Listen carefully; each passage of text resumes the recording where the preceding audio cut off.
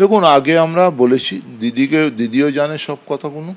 দিদি অনেক জায়গায় দিদি কিরম সে সুরাহ করেছে, এটা আমি অস্বীকার করব না, কিন্তু বেশিরভাগ উনি কিন্তু যারা শ্রেষ্ঠ নেতৃত্ব দিচ্ছে, যারা সেকেন্ড রিং অফ লিডারশিপ ছিল, যারা ফার্স্ট রিং অফ লিডারশিপ, তাদের বলতো তুমি দেখো, তারা কিন্তু উল্টো করতো, সব সময় উল্টো করতো। দিদি তারপরে বলবার পরেও কিছু সুরাহ হতো না। এইটাই ছিল পার্টির ওই যারা ঘিরে রেখেছিল একটা কোটরি, তারাই কিন্তু এই সব জিনিসের জন্য দায়ী। আমি বলবো এইখানে আমাদের আজকেও দিদিকে আমরা সম্মান করি, শ্রদ্ধা করি, দিদি আমাদের মাথার উপরে আছে। আমি সেদিন মিটিংয়ে গিয়েছিলাম, সেইখানে প্রশ্ন যখন চারটে করেছি কি আমাদের পার্টির স্ট্যান্ড কী হবে, কোনো উত্তর নেই। তো উত্তর না পেতে গেলে আমরা কি করব? আমি বলি যে রেড রোডে নেমাজটা বন্ধ হয়ে যাবে, করতে দেবে না। পুলিশ বলছে এখন পারমিশন দেবে না। বলছে আমাকে বলা হয়েছে জোরপূর্বকভাবে ওইখানে নেমাজ করে এলো। এটা হয় নাকি? আজকে ওইখানে জোরপূর্বক করতে গেলে গুলি চলবে, মানুষ মরবে, কে মরবে? কেন আমি নেমাজের জন্যে আধ ঘন্টার জন্য আমি কেন এই ঝামেলার মধ্যে যাব?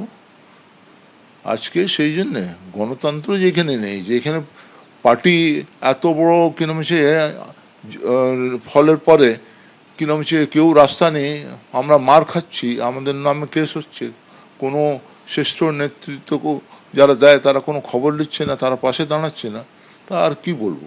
মানে আপনি বলতে চাইছেন যে এখনো আপনাদের বলা হয়েছিল যে রেড রোডে গিয়ে নামাজ পড়ো, জোর করে নামাজ পড়ো?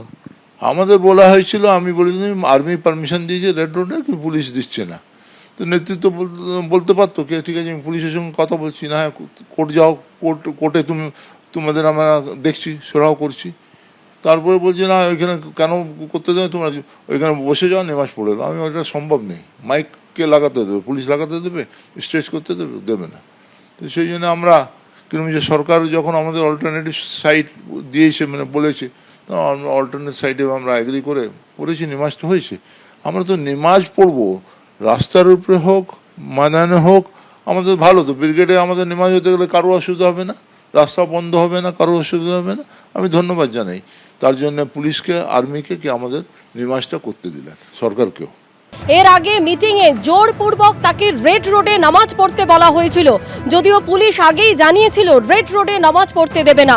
ওই দিন যদি নামাজ পড়তাম তাহলে রেড রোডে অশান্তি হতো। ব্রিগেডে নামাজ পড়লাম, নতুন মুখ্যমন্ত্রীকে ধন্যবাদ জানাই। তিনি আরো বলেন কালীঘাটের বৈঠকে বেশিরভাগ পুরনো লোকের কথা শোনাই হতো না।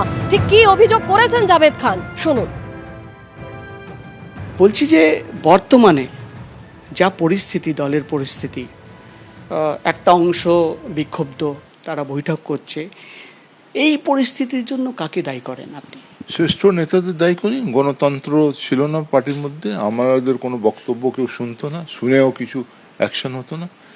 সেই জন্যে বেশিরভাগ লোক কিন্তু এটাই বলছে, বেশিরভাগ আমরা যারা আছি তাদের কথা শোনা হতো না। এবিপি আনন্দ, এগিয়ে থাকে, এগিয়ে রাখে।